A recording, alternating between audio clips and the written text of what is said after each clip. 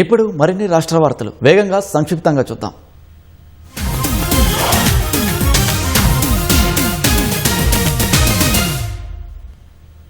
ఖమ్మం జిల్లా పల్లెగూడెం గ్రామంలోని ప్రభుత్వ భూములను ఆక్రమించిన కబ్జాదారుల నుంచి ఆ స్థలాలను వెంటనే స్వాధీనం చేసుకోవాలని మంత్రి పొంగులేటి శ్రీనివాసరెడ్డి జిల్లా కలెక్టర్ను ఆదేశించారు. భూములను గ్రామంలోని నిరుపేదలకు ఇళ్ల స్థలాలుగా కేటాయించాలని ఆయన సూచించారు. పల్లెగూడెంలో 20 లక్షల రూపాయల అంచనా వ్యయంతో నూతనంగా నిర్మించిన గ్రామ పంచాయతీ కార్యాలయాన్ని మంత్రి ప్రారంభించారు. గ్రామ సమగ్ర వికాసానికి 61.76 కోట్ల రూపాయలతో వివిధ అభివృద్ధి పనులు చేపడుతున్నట్లు మంత్రి ప్రకటించారు. ఆయుష్ వైద్య విద్యార్థుల సమస్యలను ప్రభుత్వం వెంటనే పరిష్కరించాలని బీజేపీ రాష్ట్ర అధ్యక్షుడు రామచంద్రరావు డిమాండ్ చేశారు. ఎర్రగడ్డ ప్రభుత్వ ఆయుర్వేద కళాశాలలో 16 రోజులుగా రిలే నిరాహార దీక్ష చేస్తున్న పీజీ విద్యార్థులు, హౌస్ సర్జన్లకు ఆయన సంఘీభావం తెలిపారు. అల్లోపతి వైద్య విద్యార్థులతో సమానంగా ఆయుష్ విద్యార్థులకు కూడా స్టైపెండ్ చెల్లించాలని రామచందర్ కోరారు. ఏపీలో అమలు చేస్తున్న విధంగా తెలంగాణలోనూ స్టైపెండ్ పెంచాలని ఆయన డిమాండ్ చేశారు.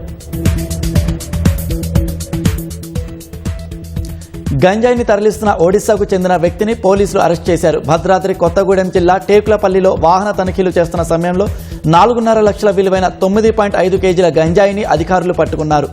నిందితుడిని అదుపులోకి తీసుకుని విచారించగా ఇల్లెందు మీదుగా సూర్యాపేట, హైదరాబాద్ మధ్యలో మరో వ్యక్తికి ఈ గంజాయి చేరవేస్తున్నట్లు తెలిపారు.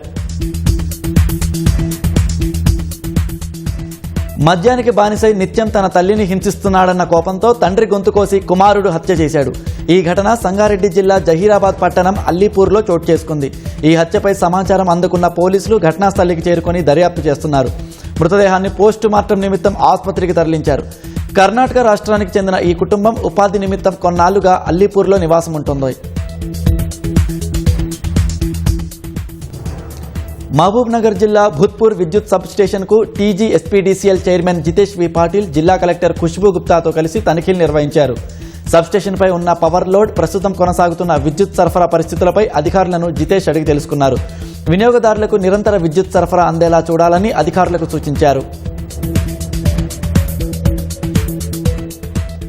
సికింద్రాబాద్ ఆషాఢమాస బోనాలు పూర్తయిన సందర్భంగా ఉజ్జయిని మహంకాళి ఆలయంలో హుండీ లెక్కింపు కార్యక్రమం నిర్వహించారు.